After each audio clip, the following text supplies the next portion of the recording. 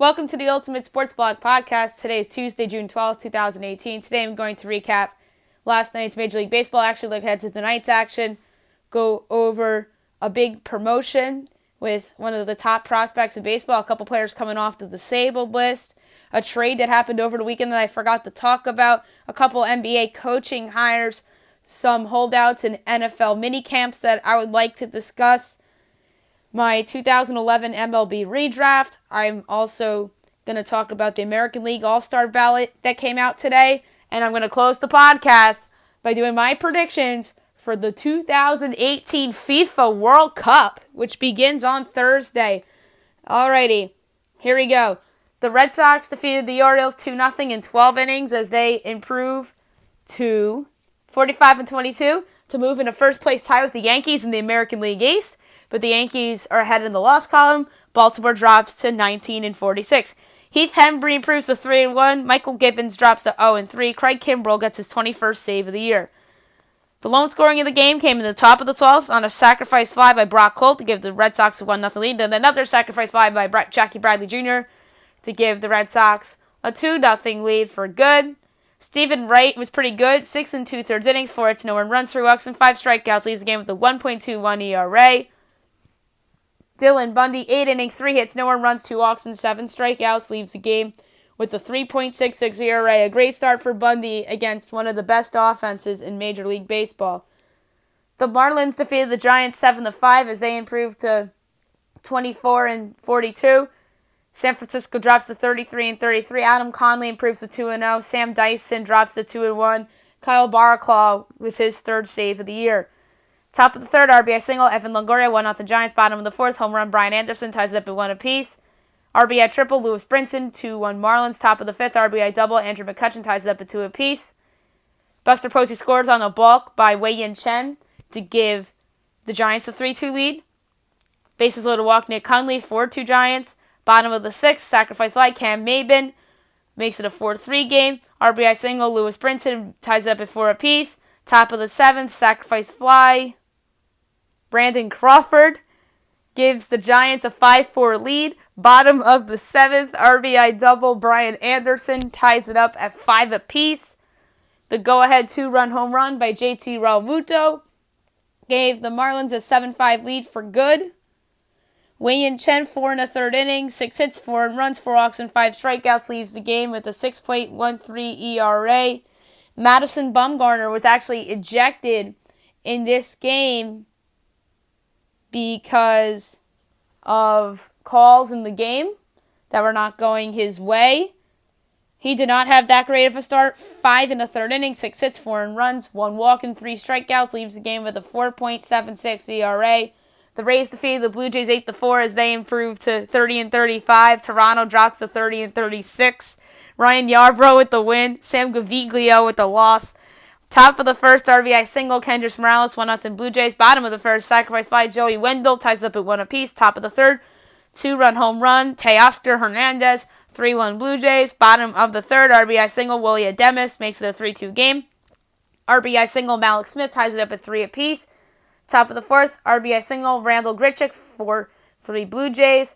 Bottom of the fourth, 2-run home run, Jake Bauers gives the Rays a 5-4 lead. Bottom of the seventh, fielder's choice, Joey Wendell scores in 2 runs because of an error. 7-4 Rays. Sacrifice fly, Willie Adames. 8-4 Rays is your final. Ryan Yarbrough, 6 innings, 7 hits, 4 runs, a walk, and 4 strikeouts, leaves the game with a 3.9 ERA.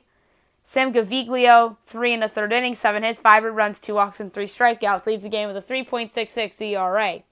The Indians defeated the White Sox 4-0 as they improved to 35-29. The White Sox dropped to 22-42. Carlos Carrasco improves to 8-4. Lucas Giolito drops to 4-7. Top of the fourth, RBI single, Lonnie Chisenhall, 1-0 Indians. 2-run double, Yan Gomes, 3-0 Indians. Top of the fifth, home run, Michael Brantley, 4-0 Indians. That's your final. Carlos Carrasco, great game. 7 innings, 2 hits, no earned runs, 1 walk, 11 strikeouts, leaves the game with a 3.9 ERA. Lucas Giolito, 5 innings, 4 hits, 4 earned runs, 4 walks, 3 strikeouts, leaves the game with a 7.09 ERA. The Cubs defeated the Brewers 7-2 in 11 innings as they improved to 38-25. Milwaukee drops to 39-27. Randy Rosario improves to 3-0. Matt Albers drops to 3-2. Bottom of the third, home run Eric Kratz, 1-0 Brewers. Top of the fifth, RBI single, Albert Almora Jr. ties up at 1 apiece. Bottom of the fifth, home run Jonathan Villar, 2-1 Brewers. Top of the eighth, RBI single, Jason Hayward ties up at 2 apiece. Top of the 11th, home run Anthony Rizzo, 3-2 Cubs. RBI single, Ben Zobrist, 4-2 Cubs. RBI single, Albert Almora Jr., 5-2 Cubs. 2-run double, Jason Hayward, 7-2 Cubs. That's your final. Jose Quintana, 6 innings, 4 hits, 2 runs, 2 walks, 3 strikeouts. Leaves the game with a 4.09 ERA. He's pitched a lot better of late, as I predicted on this podcast. Junior Guerrera, 6 innings, 5 hits, an earned run, 2 walks, and 4 strikeouts. Leaves the game with a 2.71 ERA. Guerrero's actually been pretty good for Milwaukee, little under the radar. The Cardinals defeated the Padres 5-2 as they improved to 36-28. San Diego drops to 31-37. Jack Flaherty improves to 3-2. Jordan Lyles drops to 2-3. Bud Norris gets his 13th save of the year. Top of the second, home run Corey Spakenberg, 1-0 Padres. Bottom of the third, 2-run home run Jose Martinez, 2-1 Cardinals. Bottom of the fifth, 2-run home run Marcelo Ozuna, 4-1 Cardinals. Top of the eighth, RBI groundout Hunter Renfroe, 4-2. Bottom of the eighth, home run Jed Jerko, 5-2 Cardinals is your final.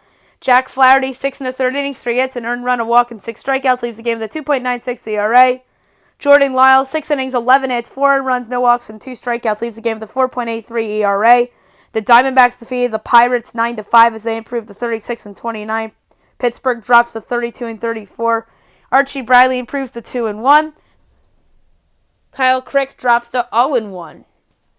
Top of the first, David Freed safe on the error by Paul Goldschmidt as Starling Marte scores 1-0 Pirates. Top of the fifth, 2-run double Austin Meadows, 3-0 Pirates, 2-run single Starling Marte, 5-0 Pirates. Bottom of the seventh, here come the Diamondbacks. RBI single Nick Ahmed makes it 5-1. RBI single Daniel Descalso makes it 5-2. 3-run home run Jake Lamb ties it up at 5 apiece. Bottom of the eighth, wild pitch by Kyle Crick scores in Ketel Marte to make it a 6-5 Diamondbacks lead. 2-run triple, Danny Descalso. 8-5 Diamondbacks. Danny Descalso scores on the wild pitch to give the Diamondbacks a 9-5 lead for good. Patrick Corbin did not have a good outing. 5 in the third inning, 6 hits, 4 earned runs, 3 walks, and 5 strikeouts. Leaves the game with a 3.1 ERA. Joe Musgrove, 6 innings, 5 hits, 2 earned runs, no walks, 6 strikeouts. Leaves the game with a 2.16 ERA. He's been brilliant for Pittsburgh these first couple starts he's made this season. The Mariners defeated the Angels 5-3 as they improved to 42-24. LA drops to 37-30. Wade LeBlanc improves to 2-0. Andrew Heaney drops to 3-5. Edwin Diaz gets his 24th save of the year. Top of the first, home run Mike Trout, 1-0 Angels. Home run Albert Pujols, 2-0 Angels. Bottom of the first, 2-run home run Nelson Cruz ties it up at 2 apiece. Bottom of the fourth, Nelson Cruz's second home run of the game gives the Mariners a 3-2 lead. 2-run home run Ryan Healy, 5-2 Mariners. Top of the eighth, Mike Trout's second home run of the game makes it a 5-3 game, but the Mariners hang on the win. Wade LeBlanc, 5 innings, 4 hits, 2 earned runs, 2 walks, 5 strikeouts, leaves the game with a 3 ERA. Andrew Heaney, 3 innings, 7 hits, 5 earned runs, a walk, and 2 strikeouts, leaves the game with a 3.68 ERA. Not a good outing for Heaney, who has been very, very good leading up to that start. Tonight's games, Nationals-Yankees, that's a very enticing game. Two teams that figure to make runs in October this year. Tanner Roark and CC Sabathia. Red Sox-Orioles, Eduardo Rodriguez and David Hess. Storyline there is Eduardo Rodriguez was an Orioles prospect, and the Orioles traded him away to acquire Andrew Miller 4 years ago. Rockies-Phillies, you have John Gray and Aaron Nola. That's a nice pitching matchup. Twins-Tigers, Jake Odorizzi and Blaine Hardy. Giants-Marlins, Chris Stratton and Trevor Richards. Blue Jays-Rays, Jaime Garcia and Ryan Stanek. Stanek will be the Rays opener for today. Zach Wheeler and Mike Falta-Units are your starters for Mets-Braves, and it's an ESPN game, so I'll pick it. Give me the Braves. They're the better team, and I expect them to win. I'm going to go 7-3. I think Wheeler pitches mediocre, and the bullpen gives up some runs as well for the Mets, as Atlanta will get back on the right track after a disappointing week last week in the West Coast. Indians-White Sox, Adam Pluko and James Shields. Cubs-Brewers, Tyler Chatwood and Chase Anderson, Reds Royals. Sal Romano and Ian Kennedy, Padres Cardinals. Matt Strom and Miles McCollum, Pirates Diamondbacks. Trevor Williams and Clay Buckles. Buckles has been tremendous for Arizona. Astros Athletics, Lance McCullers Jr. and Daniel Mengden. Angels Mariners, Jaime Barria and Mike Leake. It feels like Mike Leake hasn't started in a while. I wonder if he was hurt or something because I don't remember him being hurt. Rangers Dodgers, Bartolo Colon against Caleb Ferguson. That's baseball for today in terms of the action. And I'm going to go over some news around the league. Francisco Mejia was called up, the number 11th ranked MLB prospect by MLB.com. He could very well be the catcher of the future for the Indians. He has also been playing in the outfield and in the infield for the Indians. He can flat out hit, but he's not a great defender, so he's pretty much their version of Vladimir Guerrero Jr. I predicted that he was going to make a major impact for the Indians before the season, but I thought he'd be better defensively than what he's shown. So it should be interesting to see how he does. I think he'll make that lineup better, but I don't know if he'll make them better defensively. Eric Thames came off the disabled list for the Brewers yesterday. He appeared in the game as a pinch hitter. Zach Britton's off the disabled list for the Orioles. I think he'll pitch great and great enough for the Orioles to trade him since he's in a contract year.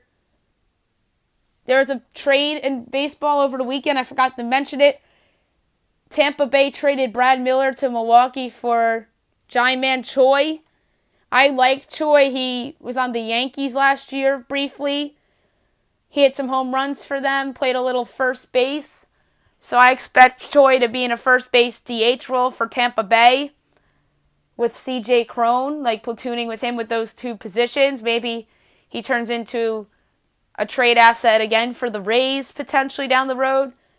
So I like the acquisition for Tampa. And then for Milwaukee, you hope Miller was the Miller that had a career year 2 years ago with Tampa Bay that hit all those home runs. He'll help them if he provides the offense. He's a good defensive player.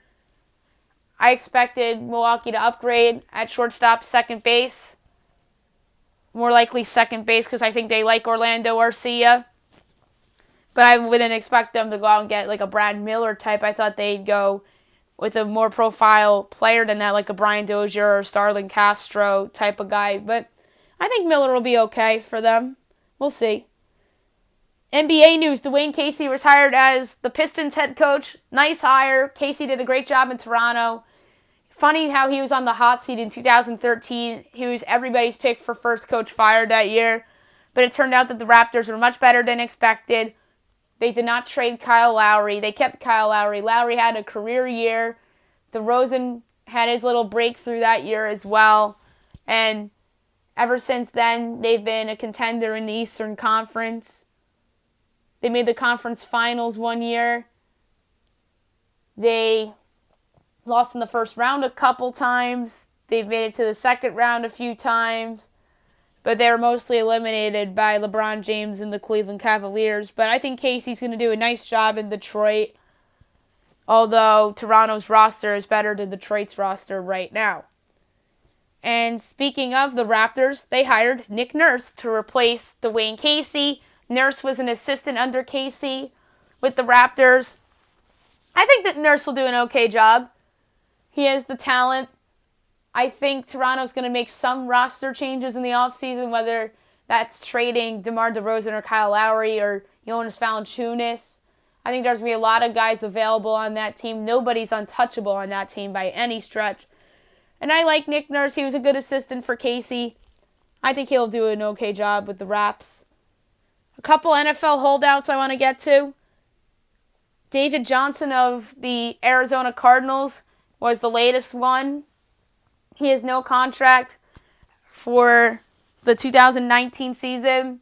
He's coming off an injury, so that's an understandable one. Julio Jones is gathering a lot of attention. He wants a new contract. The Falcons haven't gave it to him yet. He's staying out of OTAs. Another big-name player is Khalil Mack that I discussed yesterday with the Raiders. And another big-name defensive player, Aaron Donald, is holding out. He is arguably the best defensive player in the league on a team that I think is going to be a Super Bowl contender this year in the Rams. I think the Rams have to pay Donald.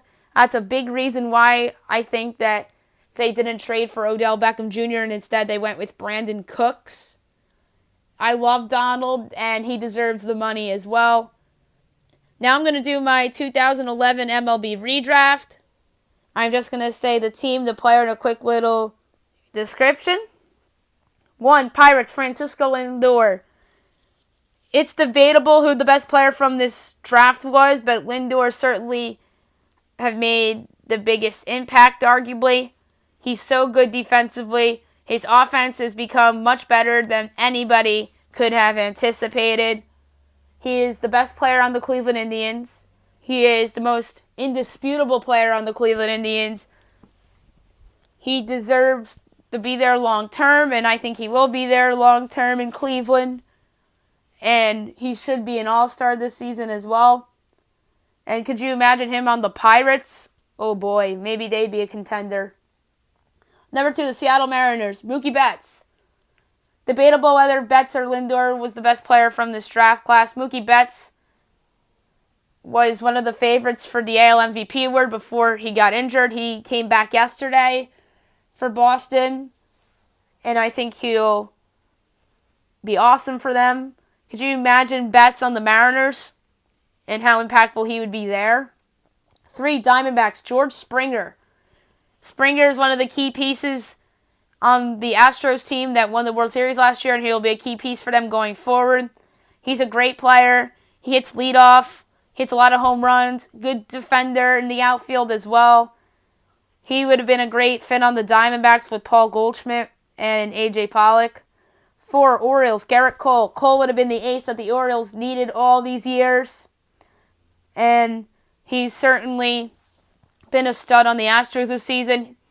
He showed flashes of greatness on the Pirates, but never really put it together, mainly due to injury. Pittsburgh took advantage of his trade value, and Pittsburgh actually got a pretty good return on that trade, I'd say, although it's paid big dividends for the Astros as well, because they don't need Colin Moran and Joe Musgrove.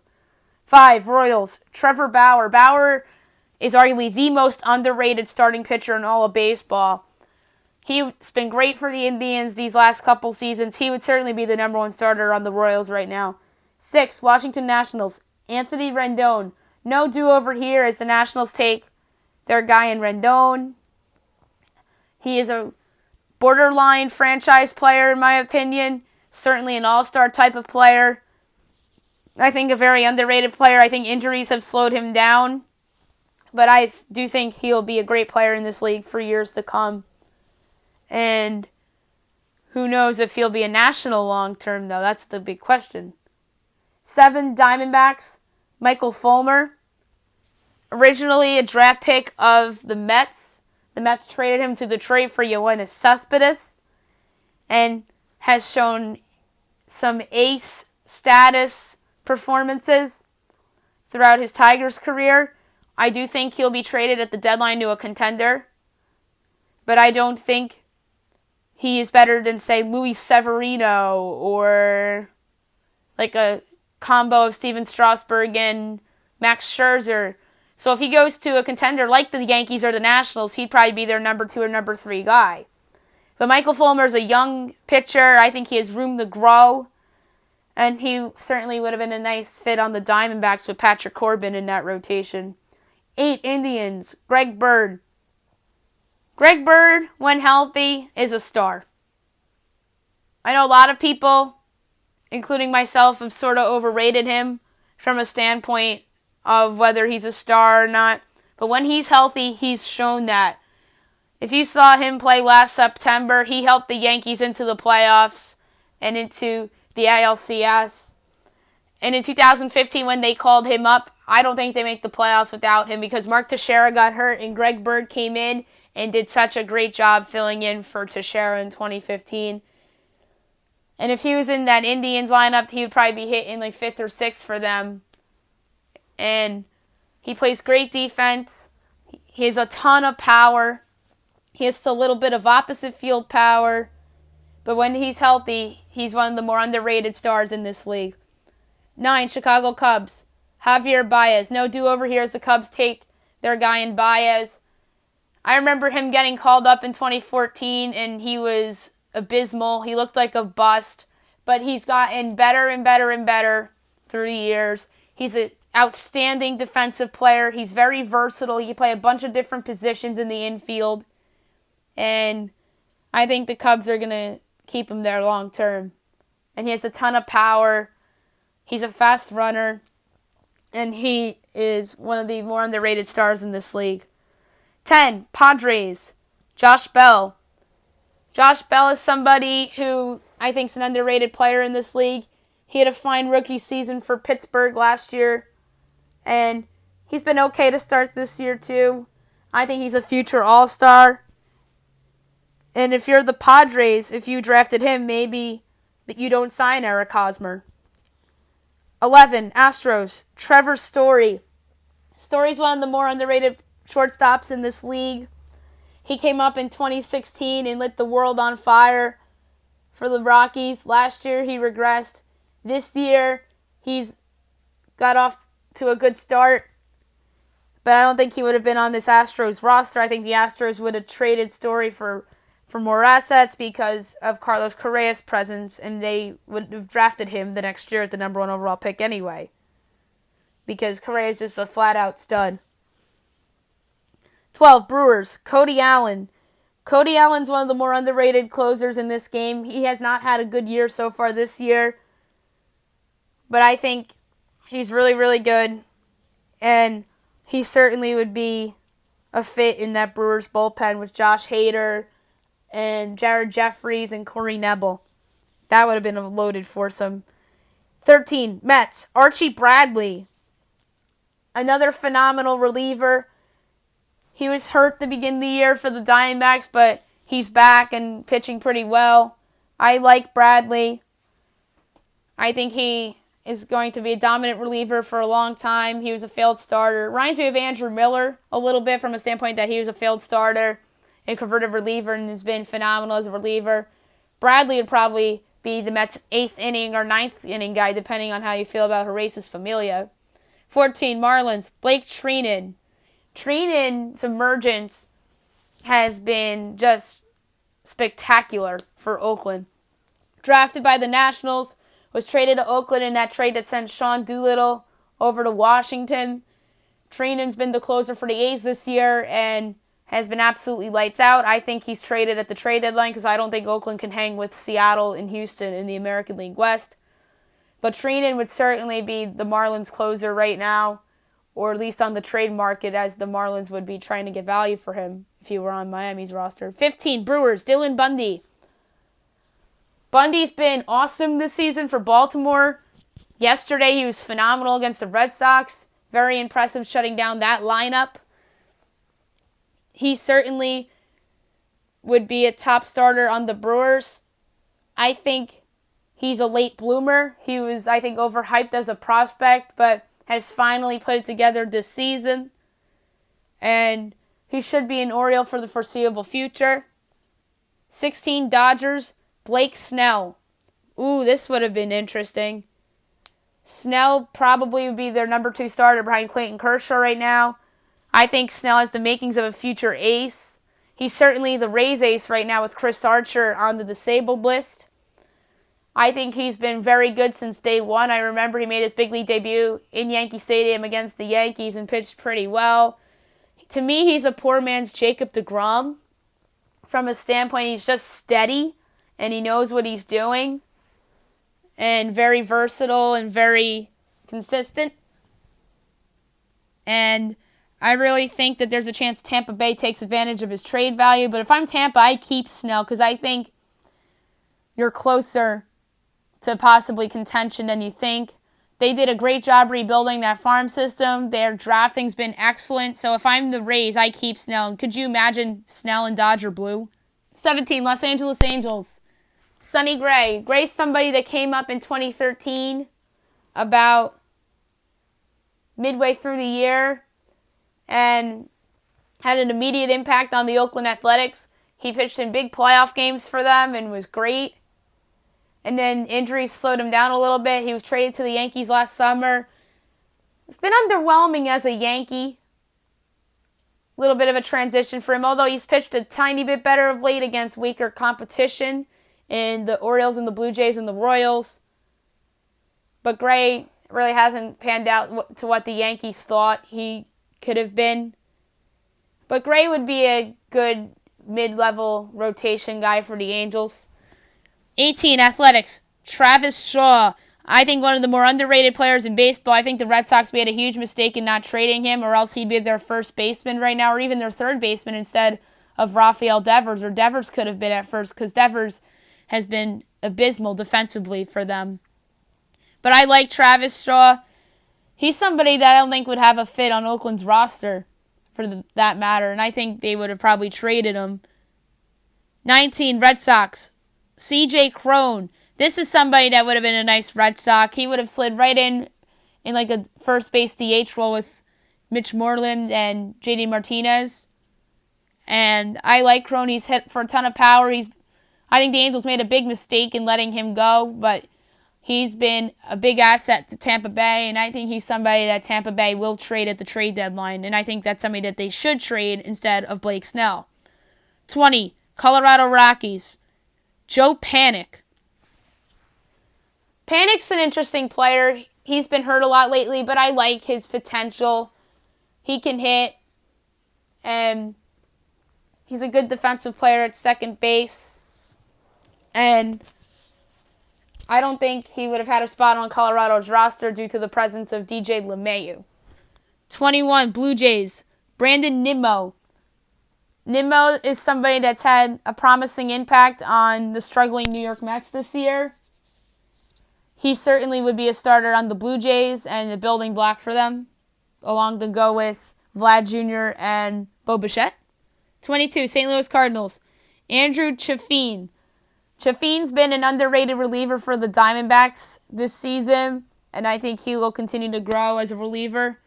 Would have been a nice fit in that Cardinal bullpen. 23, the Nationals, James McCann. This is interesting. The Nationals don't really have their catcher of the future on the roster unless they think that's Pedro Severino. But James McCann is certainly better than Pedro Severino. McCann has shown a lot of promise. He has some power. His average isn't great, and he plays some solid defense behind the plate, and I think the Tigers view him as a building block, but he certainly would have been the Nationals' starting catcher right now. 24, Tampa Bay Rays, Colton Wong. Wong's interesting. He's somebody that was called up in 2013 and was a big part of the Cardinals' run to the World Series in 2013, and he's somebody that made an egregious error in the World Series in Game 4 in 2013, and the Cardinals probably win the World Series if not for that error, because they had Carlos Beltran at the plate. I'll never forget it, with 2 outs in the bottom of the ninth, and Wong was the runner on base, and he was picked off, and that evened up the World Series at 2 apiece, and the rest is history. The Red Sox ended up winning the World Series. But Wong has been inconsistent as a big leaguer. He's somebody that would have been a nice fit on Tampa Bay's team, because Tampa Bay usually picks up those guys with some upside that's not really panned out. Like Brad Miller kind of worked for them for a year. C.J. Cron right now is a good example. 25, the Padres, Nick Ahmed. Ahmed's been a solid utility player for the Diamondbacks. He would have been solid on San Diego's roster too. 26, Red Sox, Nick Tropiano. Tropiano's been up and down with the Angels as a starter. He probably would be the Red Sox number 5 starter or their long man out of the bullpen. 27, the Reds, Austin Barnes. Barnes is somebody that has had an impact on the Dodgers behind the plate, as in a platoon role with Yasmani Grandal. I like Barnes, and he certainly would have been a nice fit on Cincinnati and probably would be their starter. 28, Atlanta Braves, Nicky Delmonico. The thing with Delmonico to me is that he's more of a DH and he doesn't really have a position, and maybe they would stick him at third base or the outfield. But the Braves probably would have used him as a trade asset. and he has had an impact on the White Sox as well in his big league career. 29, the San Francisco Giants, Jackie Bradley Jr. This fit I like. The Giants need some youth in their outfield. Bradley would have been a solid choice. He's been inconsistent as a big leaguer. Had one great stretch in his career. Hasn't really done anything other than that. But he's a great defensive player in the outfield. Has saved a ton of runs. Robbed a ton of home runs. And certainly would have been a great fit in San Francisco. 30, Minnesota Twins, Austin Hedges. Another young catcher that hasn't really panned out yet for the San Diego Padres. He has some power, but he plays really good defense behind the plate. He'd certainly be the starter on the Minnesota Twins. 31, the Rays, Brad Miller. I just talked about Brad Miller a couple moments ago as Tampa Bay traded him to Milwaukee. Miller had one career season, was a little inconsistent when he was on the Mariners. Then the Mariners traded him to the Rays. He had the great year in 2016. Declined in 2017. He was on the disabled list a lot between last year and this year. And now he's on the Brewers. And we'll see how he does there. 32, the Rays, Ken Giles. Ken Giles is interesting. He was called up for the Phillies, was their closer, and was outstanding. And when Philadelphia was in their rebuild, they took advantage of his trade value, traded him to Houston for some good prospects. And the trade has actually worked out pretty well for Philadelphia, although Vince Velasquez has been a little inconsistent for them. And for Houston, Ken Giles hasn't really gotten big outs for them in big spots, as we saw in last year's playoffs against the Yankees and the Dodgers, and even this year against the Yankees in the regular season. But he's somebody that I think would have fit nicely on Tampa Bay and their bullpen. 33, the Texas Rangers, Corey Spagenberg. Spagenberg's been a nice player on the Padres. Somebody that really hasn't panned out for them as much as they thought. He probably would have been a trade asset on the Rangers because they are loaded in the middle infield. That's it for the redraft. Now I'm going to go over the American League All-Star ballot, which came out today. This is the first ballot. Yesterday, the National League one came out, and I discussed that. And now I'm going to discuss the American League voting. Catcher, number 1, your leading vote getter.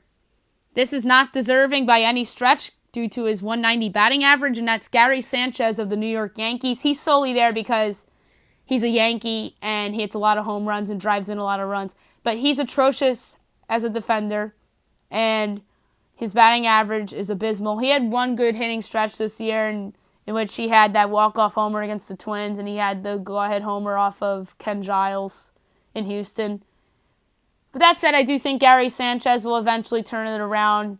He's too good of a hitter not to. Number 2 is Wilson Ramos of the Tampa Bay Rays.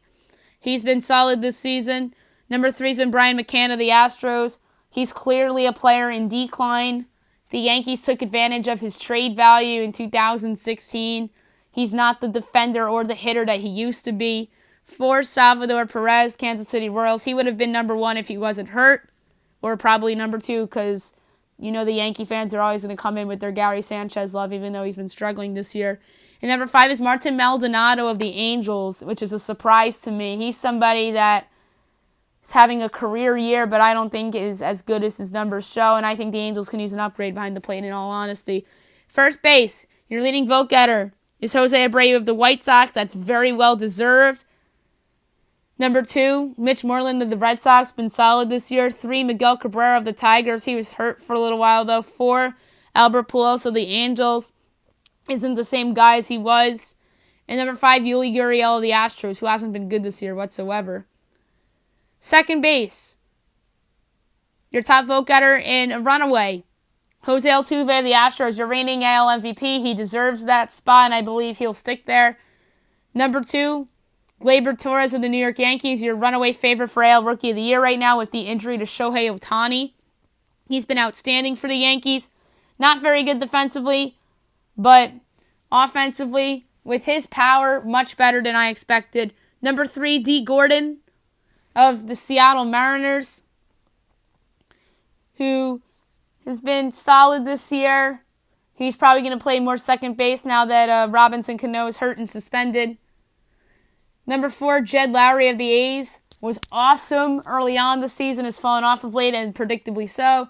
Number 5, Jason Kipnis of the Indians has not been very good this year, but he's just on the voting list because the Indians fans vote for their favorite player. Third base, your leading vote getter is Jose Ramirez of the Indians. That's very well deserved. He's been awesome this year. He's repeat the career year that he had last year. Number 2, Miguel Andujar of the Yankees. That's deserving too. He's been awesome, much better than I expected, especially on the defensive end. He's been picking the ball very well at third base, and that's what I thought was going to hold him back. But he's been much better defensively. He's gotten some big hits for the Yankees and probably should be in D.C. for the All-Star game.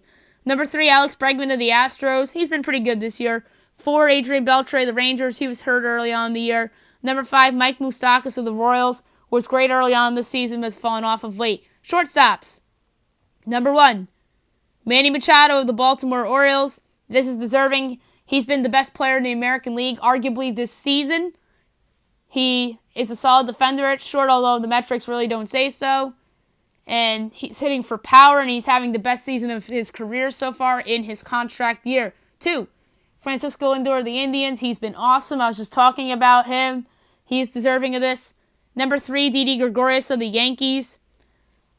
Had a career month in April and has dipped dramatically in the month of May and hasn't really been good in June either. I don't think he'll make the All-Star team.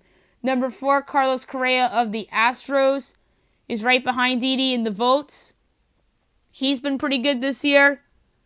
And number 5, Andrelton Simmons of the Angels probably should be higher on this list, but this is fan voting. And obviously, Yankee fans are going to vote for Didi. Oriole fans are going to vote for Machado. Indian and Astro fans will vote for Lindor and Correa, respectively. But Simmons has had a career year offensively on the Angels, but it hurts his cause right now that he's on the disabled list. DH, your leading vote getter in a runaway, J.D. Martinez of the Red Sox, well-deserved. He's the AL MVP favorite right now. He leads the league in RBIs and home runs. 2, Giancarlo Stanton of the Yankees has picked it up of late after a slow start. Number 3, Shohei Ohtani of the Angels. What a bummer that he's on the disabled list. Number 4, Evan Gattis of the Astros has been pretty solid for them as a DH. Number 5, Edwin Encarnacion of the Indians has turned it on of late.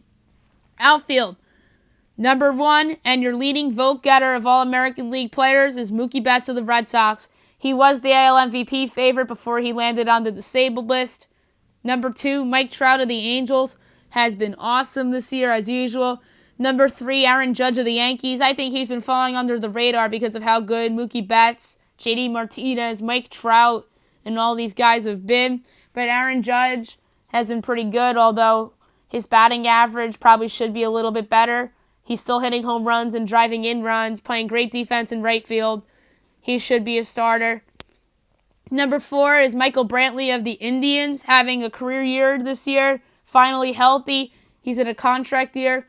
Number 5, George Springer of the Astros. He's been okay this year. Number 6, Andrew Benintendi of the Red Sox. He's been awesome this year. And after a slow start, he's turned it on really, really good of late. Number 7, Brett Gardner of the Yankees, playing great defense in left field for them. After a slow start, has picked it up of late. Number 8, Marwin Gonzalez of the Astros, solid role player. Number 9, Nicholas Castellanos of the Tigers, been outstanding for Detroit, having a career year, hitting the ball for power and for average. Number 10, Josh Reddick of the Houston Astros is hurt right now. Number 11, Aaron Hicks of the Yankees, hasn't really been good this year. But Yankee fans like to vote in their guys, just like Astro fans, because I don't think Marwin Gonzalez has been that great this year. And speaking of not that great and big fan bases, number 12 is Jackie Bradley Jr. of the Red Sox, who hasn't been great offensively this year, although he's picked it up a little bit of late. He's been great defensively. Him and Aaron Hicks are very similar players in that sense. Number 13, Mitch Haniger of the Mariners. This is deserving. He probably should be higher on this list in terms of the fan voting. He's been awesome, had a great month in April, slipped in May. He was like the outfield version of Didi Gregorius from that sense. Number 14, Eddie Rosario of the Twins. He deserves to be on this list. He's hitting for average and power. Number 15 is Tyler Naquin of the Indians, who really hasn't seen much time this year, but the Indian fans like to vote their guys in. That's it for the American League All-Star ballot. Now I'm going to give you guys my predictions for the 2018 FIFA World Cup. I'm going to give you guys my picks to win every group as well as the runners-up, and also give you guys my third and fourth place picks in the groups as well. And then I'll do my knockout round predictions. Group A, my winner is Russia, and the runner-up is Uruguay, followed by Egypt and Saudi Arabia. Group B, I have Portugal winning the group. Spain is your runner-up, followed by Morocco and Iran. Group C, I have France winning the group, followed by Peru as your runner-up. Denmark in third, Australia in fourth. Group D, I have Argentina winning that group. Croatia as your runner-up. Nigeria and Iceland finishing third and fourth, respectively. Group E, I have Brazil winning. Serbia as the runner-up. Third, Switzerland. Fourth, Costa Rica. Group F, I have Germany winning that group. Mexico is your runner-up.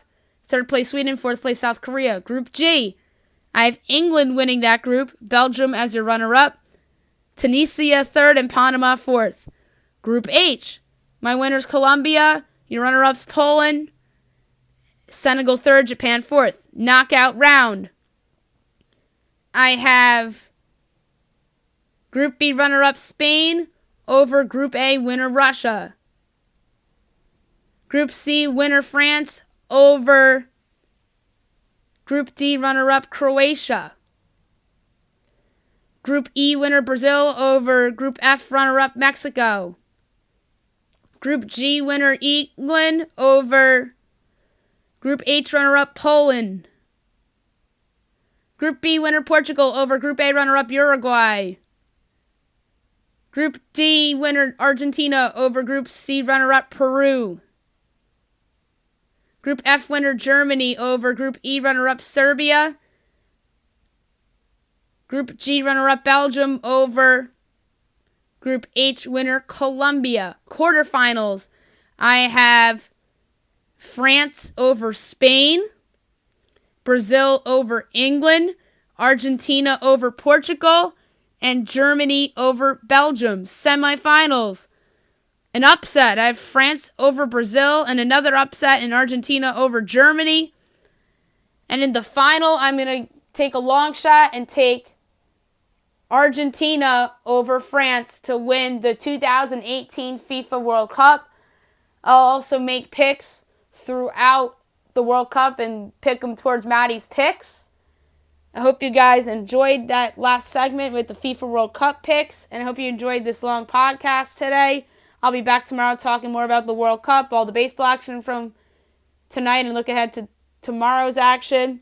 Do my 2011 NHL redraft, and I'm going to make predictions for the off season for the National Hockey League as well. I hope you guys have a great day.